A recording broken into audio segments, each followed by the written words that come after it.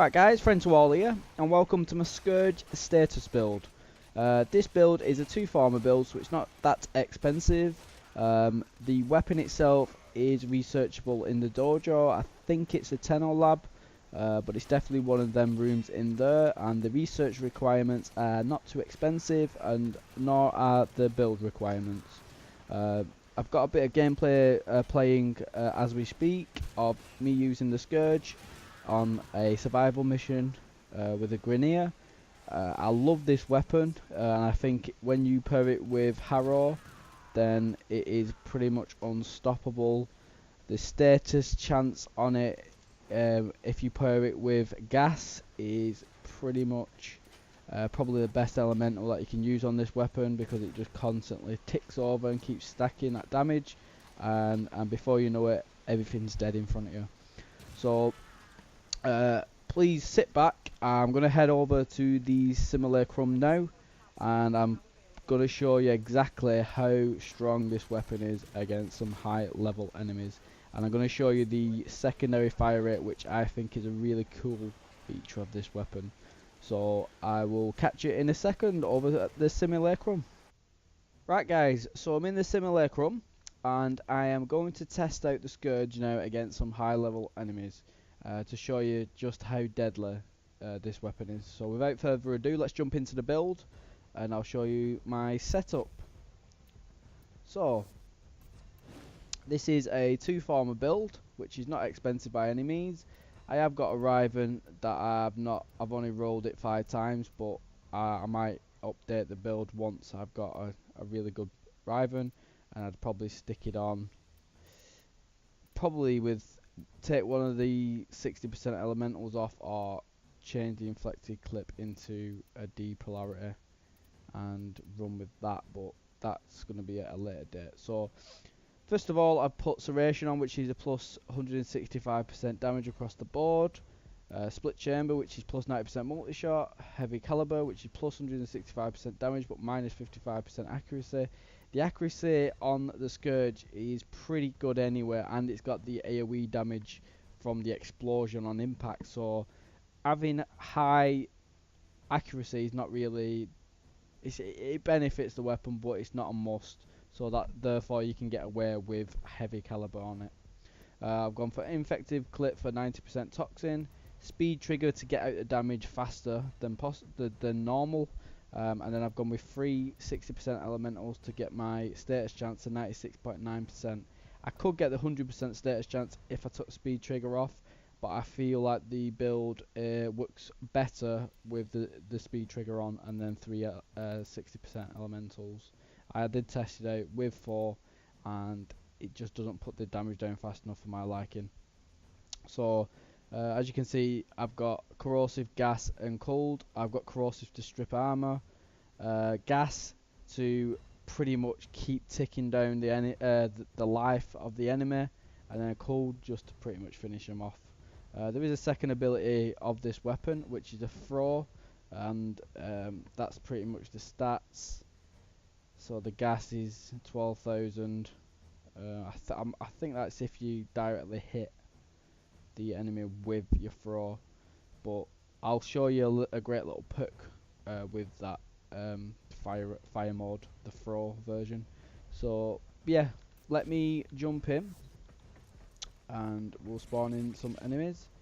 I've got to warn you guys that this, because it's a corrosive weapon and you need high status, so you end up with a couple of different elementals on it, it's not really that great against the infested, and I'll just demonstrate you. So let's do a level 130 ancient healer, and you'll see why now.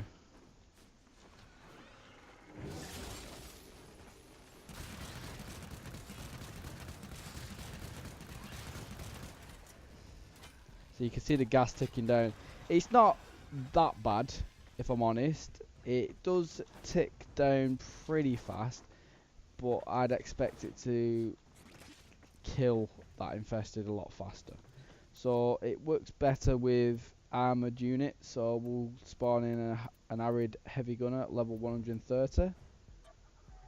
So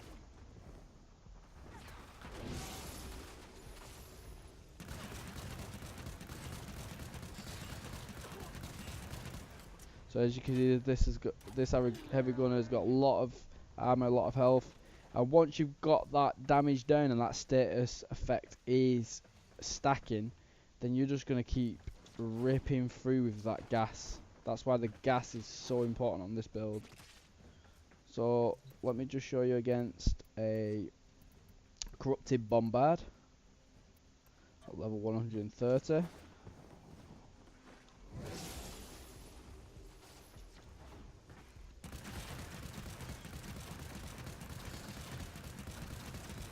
So as you can see, the fire rate is pretty, and you can see the life of ticking down with all the gas procs. And so basically I emptied one clip, which is 20, and you do get 615 in ammo capacity, which is, I've never once run out of ammo with this weapon. I've done 20, 30, 40 minute survivals and never once run out of ammo.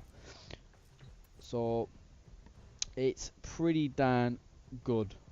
But let me show you the secondary fire rate. So we're going to get in 20 corrupted butchers. So we're going to simulate them. Have I got a secondary on? Yeah, I've got my Baker Murloc.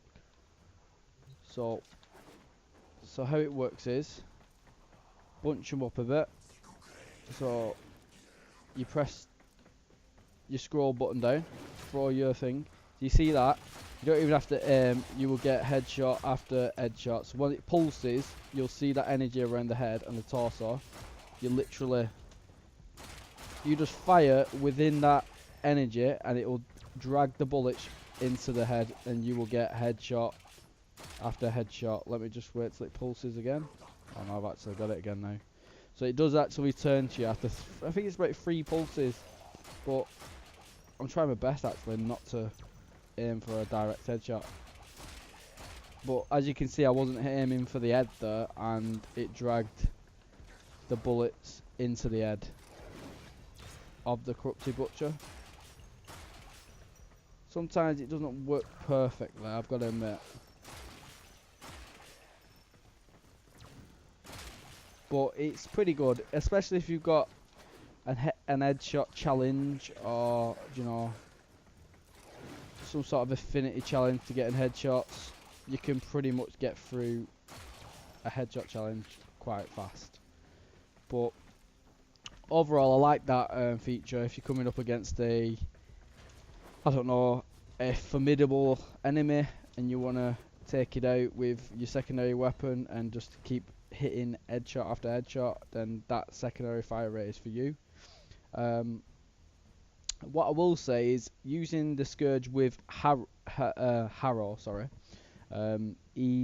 it turns the Scourge into an absolute beast. So I'm gonna demonstrate that for you now.